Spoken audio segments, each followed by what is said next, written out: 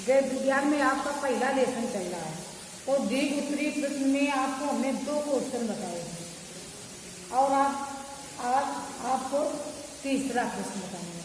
पारिवारिक बजट से आप क्या समझती हैं? बजट के विभिन्न प्रकारों का वर्णन कीजिए। आप किस प्रकार के बजट को उत्तम मानती हैं? समझ में आया?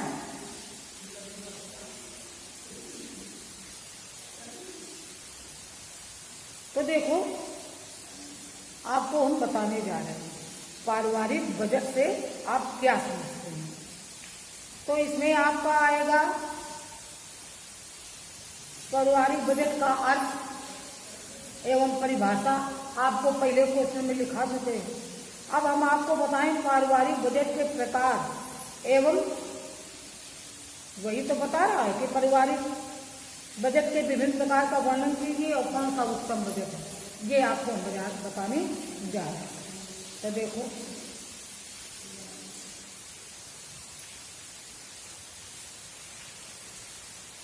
भाई पारिवारिक बजट में आपको हमने अर्थ बताया था किसी निश्चित समयावधि के लिए परिवार की आय व्यय के पूर्वानुमान को पारिवारिक बजट कहते हैं, बताया था। अब इसका आप देखें,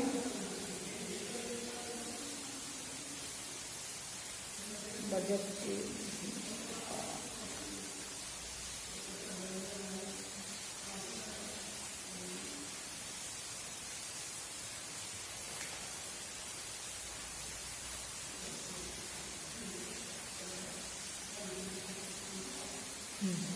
अब आपको बताते हैं पारिवारिक बजट के प्रकार कि बजट के विभिन्न प्रकारों का वर्णन कीजिए और फिर इसमें कौन सा उत्तम है बजट, वो आपको बताने जा रहे हैं।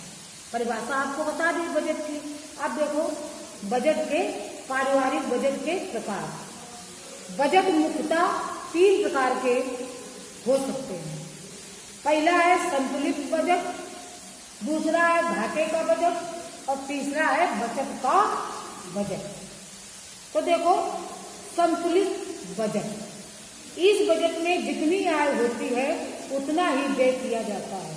इसमें बचत नहीं होती और न कर्ज लेने की आवश्यकता होती है। इस प्रकार से बजट का निर्माण परिवार की कुल आय को देखकर किया जाता है। इस प्रकार के बजट में कमी यह है कि इसमें भविष्य की आवश्यकताओं तथा आकस्मिक आवश्यकताओं को प्रायः अनदेखा किया जाता है।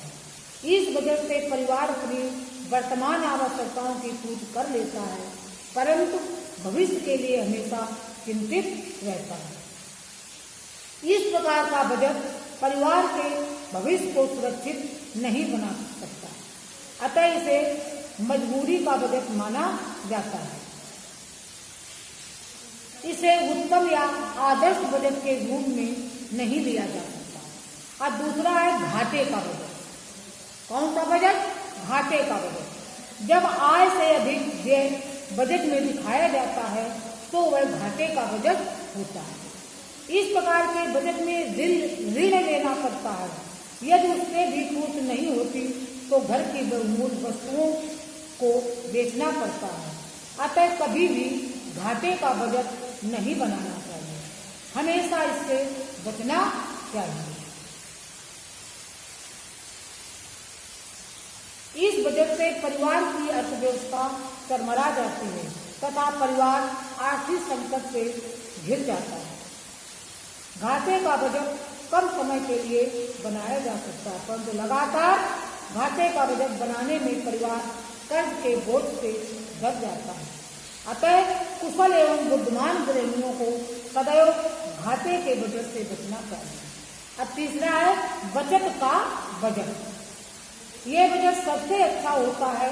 इसमें परिवार की आवश्यकताओं की पूर्ति भी होती रहती है, साथ ही भविष्य के लिए बचत भी कर ली जाती है। इस बजट से परिवार के सभी सदस्यों को अधिकतम संतुष्टि प्राप्त होती है तथा आय व्यय में संतुलन बना रहता है। इसके साथ भविष्य के लिए कुछ धन संचित कर लिया जाता है। अर्थशास्त्रियों का भी मानना है कि बचत का बजट ही सबसे उत्तम बजट है। इस बजट से परिवार सदैव सुखी, संपन्न व संतुष्ट रहता है। परिवार पर कभी आर्थिक संकट नहीं आते। परिवार सुखी व समृद्धशाली रहता है। अब इसमें क्वेश्चन में दिया गया है कि आप किस प्रकार के बजट को उत्तम मानते हैं। तो देखो,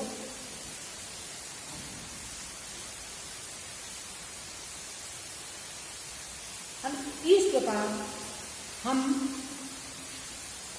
पारिवारिक बजट को सबसे उत्तम बजट वही है जिसमें बचत का व्यवहार होता है, जो हमारे भविष्य में आकस्मिक आवश्यकताओं में पूर्ति करता है। इसलिए बजट जो है सबसे उत्तम बजट है। ये क्वेश्चन हो गया।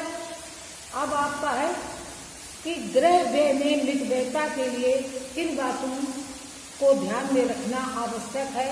या क्वेश्चन आ जाए, मितव्ययता किसे कहते हैं, घर के खर्च में मितव्ययता के लिए किन किन बातों का ध्यान रखना चाहिए।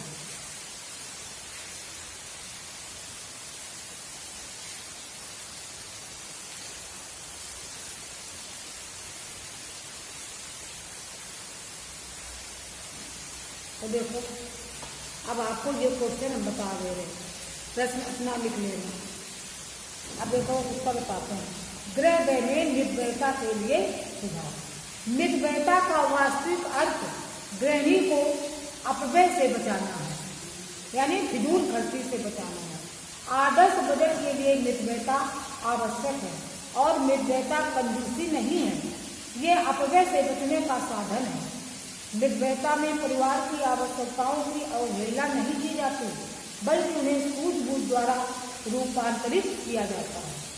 मितव्ययता के लिए वस्तुओं की कीमतों की पूर्ण जानकारी, कीमतों की तुलना, विभिन्न वस्तुओं के गुण दोष की जानकारी तथा उनके कम कीमत में उपलब्ध होने वाले स्थान की जानकारी आदि आवश्यक होती है।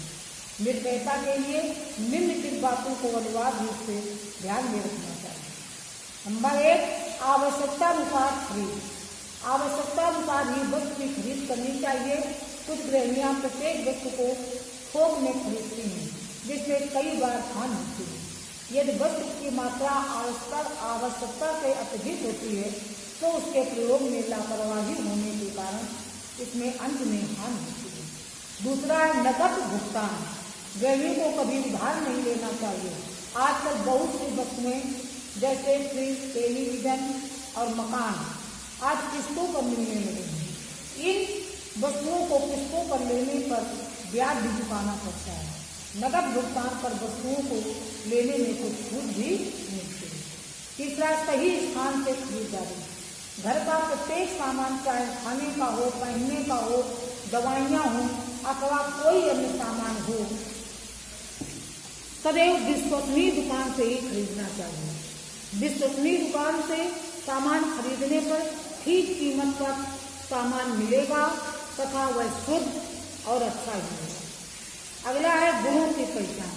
गृहिणी को अच्छी, शुद्ध एवं ताजी वस्तुओं की पहचान होनी चाहिए। उसे सस्ते व पौष्टिक गुणों वाले खाद्य पदार्थों का ही प्रयोग करना चाहिए। लेकिन कुछ वस्तुएं थोक में खरीदें। कुछ वस्तुएं ऐसी होती हैं जिनकी वर्ष भर आवश्यकता बनी रहती है तथा वे सरलतापूर्वक संग्रहित भी की जा सकती हैं। उदाहरण के लिए गेहूं एवं चावल आदि। अगला है संरक्षण वित्पादन। यदि गृहिणी को संरक्षण का ज्ञान है तो वह घर पर ही अचार, मुरब्बे, टमाटर की चटनी आदि तैयार कर सकती है। मितव्ययता के दृष्टिकोण से इन वस्तुओं को घर पर ही तैयार करना चाहिए ताकि उनके उत्तम संरक्षण की पक्की व्यवस्था होनी चाहिए। अगला है गृह कार्यों के लिए कम से कम नौकर रखना। घर के आवश्यक काम जैसे खाना बनाना, कपड़े धोना, घर की सफाई आदि गृहिणी को स्वयं ही करनी चाहिए। इससे धन की काफी बचत हो जाती है। अगला है बालकों को ट्यूटर रखने के बदले स्वयं पढ़ाना। बालकों को स्वयं पढ़ाना भी गृहिणी के लिए अति आवश्यक कार्य है। उसके दो लाभ हैं। एक तो धन की बचत होगी, दूसरी बालकों को स्वयं पढ़ने की आदत करें। अगला है घर की वस्तुओं की नियम पूर्वक देखभाल तथा मरम्मत करें। निर्भयता के लिए आवश्यक है कि समस्त घरेलू वस्तुओं की अच्छी तरह से देखभाल की जाए तथा उनके उत्तम रखरखाव की व्यवस्था हो। इससे वस्तुएं नष्ट नहीं होती तथा उनके अपव्यय से भी बचा जा सकता है। अगला है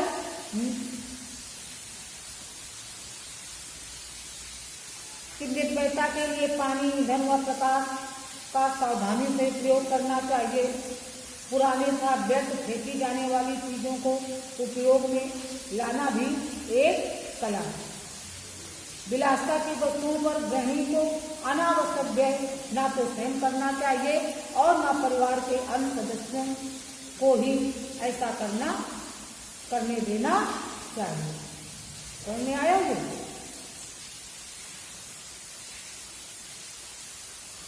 बस 2 क्वेश्चन बताए, यही अपना लिखो और याद करो। कल आपको लघु श्री बता देंगे। लघु श्री